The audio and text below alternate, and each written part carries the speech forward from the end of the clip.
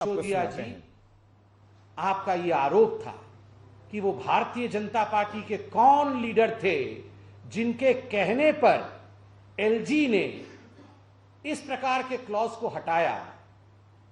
तो सिसोदिया जी, हम आपको बताना चाहेंगे, ये भारतीय जनता पार्टी के किसी नेता के कहने पर नहीं, संविधान के कहने पर, कानून के कहने पर, नियम के कहने पर जो काम एलजी ने किया है वो आप सबके सामने है। दूसरा विषय, सिसोदिया जी का कहना है कि एलजी साहब ने बहुत बड़ा घोटाला कर दिया, सीबीआई की जांच होनी चाहिए। ये तो साधारण विषय नहीं है। किसी के कहने पर एलजी साहब ने ये एमसीडी और डीडीए का एनओसी चाहिए, नॉन कन्फर्मिंग एरिया में ये क्लॉज उन्होंने ऐड किया। सिसोदिया जी, प्रश्न उठता है, अगर इतना बड़ा घोटाला था कि आज सीबीआई की जांच की इसमें दरकार पड़ रही है, आवश्यकता है, नवंबर के महीने में, 2021 नवंबर के महीने में यह पूरी कार्यवाही एलजी ने की थी और आज अगस्त का महीना है 2022। इतने महीनों तक आपको कुछ सूझा नहीं? एक बार कोई पीसी किया हो, एक बार इस विषय को लेकर आपने विधानसभा में चर्चा की हो, एक बार इस विषय को लेकर आप जनता जनार्दन के सामने आए हो, तो आप बताइए।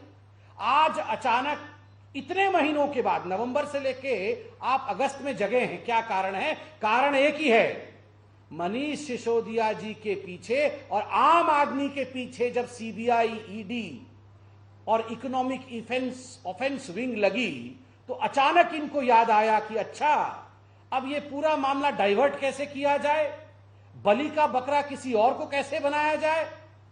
तो एलजी को घसीट कर लेकर आओ। एलजी बेचारा प्रेस कॉन्फ्रेंस तो कर नहीं सकता है, वो तो पॉलिटिशियन नहीं है, तो एलजी के गर्दन के ऊपर चाकू छुरी चलाते हैं। ये हकीकत है कि नवंबर से आज तक ये बैठे हुए थे। मनीष सिसोदिया जी और अरविंद केजरीवाल जी ने क्या क्या गड़बड़ी की है इस पूरे न्यू एक्साइज पॉलिसी में, मैं आपको संक्षेप में बताना चाहूंगा। नंबर एक, जो मैन्युफैक्चरिंग कंपनी होती है वो रिटेल में अलाउड नहीं होती है, मगर मैन्युफैक्चरिंग कंपनी को मनीष सिसोदिया जी ने रिटेल में अलाउड किया। दूसरा, जो ब्लैकलिस्टेड कंपनी होती है वो ब्लैकलिस्टेड कंपनी भी, उनको ये ठेके खोलने की अनुमति नहीं होती। ब्लैकलिस्टेड कंपनी ना टेंडर दे सकते हैं ना ठेके खोल सकते हैं, मगर ब्लैकलिस्टेड कंपनियों ने ठेके खोले हुए हैं। तीसरा विषय, कार्टेल। ये कार्टेल जो मिली भगत होती है, ये कार्टेल भी टेंडर में अलाउड नहीं होता है, मगर यहां कार्टेल को भी मनीष सिसोदिया जी ने अलाउ किया। और ऐसा नहीं है कि जो सजग प्रहरी हैं दिल्ली के वो चुप रहे।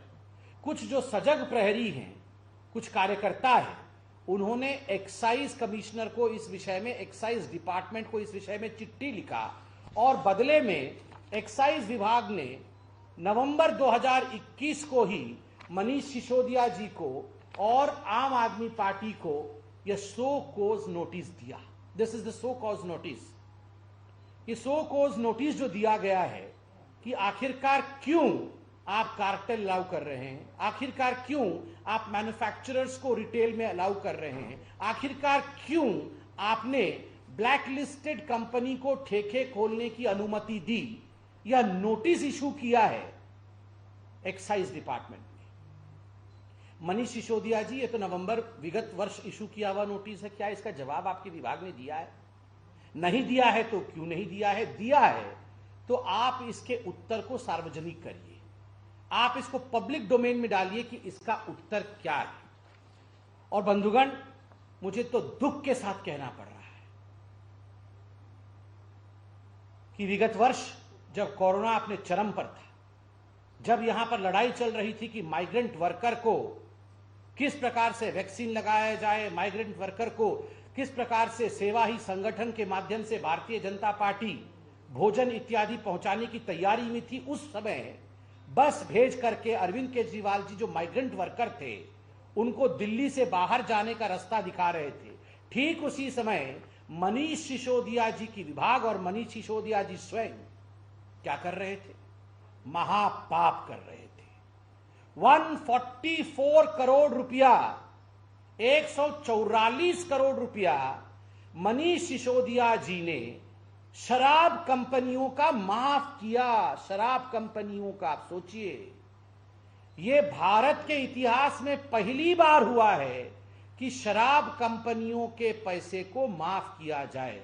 पहली बार इस प्रकार से हुआ है। एक तो आप रेसिडेंशियल एरिया में, स्कूल के बगल में, धार्मिक क्षेत्रों के बगल में, मंदिर के बगल में, गुरुद्वारे के बगल में, मस्जिद के बगल में, बच्चों के रिहाई स्थान के बगल में, सोशल स्ट्रक्चर्स के पड़ोस में आपने नियम को ताक में रखकर, कानून को ताक में रखकर के आपने शराब के दुकान खोले। एलजी के ऑब्जेक्शन के बावजूद आपने पूरे दिल्ली के नॉन कन्फॉर्मिंग एरिया में शराब के ठेके खोल दिए। और तो और कोरोना के कार्यकाल में 144 करोड़ रुपया आपने बिना परमिशन के इन शराब की कंपनियों के ठेकों के माफ किए।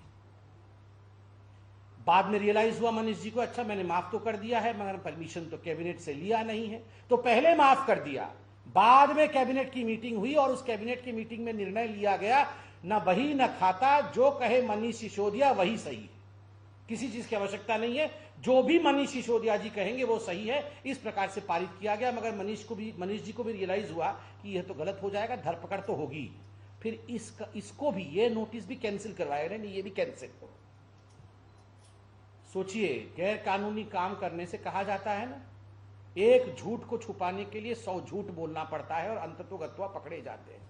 ये 144 करोड़ रुपीस कैंसिल करा करके, माफ करा करके अंततोगत्वा आज पकड़े गए हैं। आज सीबीआई की जांच बैठी है, ईडी की जांच बैठी है। और मैं सवाल पूछता हूं, अभी पार्लियामेंट में सीना ठोक ठोक के संजय सिंह जी, उनके जो सांसद है, कह रहे थे बहुत फायदा होगा, हजारों हजार करोड़ रुपए के फायदे हो जाएंगे ये न्यू एक्साइज पॉलिसी से। ये तो अभी 10 दिन 15 दिन पहले बोल रहे थे। और तो और मनीष सिसोदिया जी ने खुद प्रेस कॉन्फ्रेंस करके कहा है, इसी वर्ष कहा है, 15-20 दिन पहले कहा है, हजारों हजार करोड़ रुपए का फायदा होगा। अरे जब नवंबर में एलजी ने आपके अनुसार इतना बड़ा घोटाला कर दिया और तभी आपको पता चल गया था कि सब कुछ खत्म हो गया है, एलजी साहब ने इस प्रकार से एक ऑर्डर पारित कर दिया है, तो 15 दिन पहले कैसे हजारों हजार करोड़ रुपए का फायदा हो रहा था?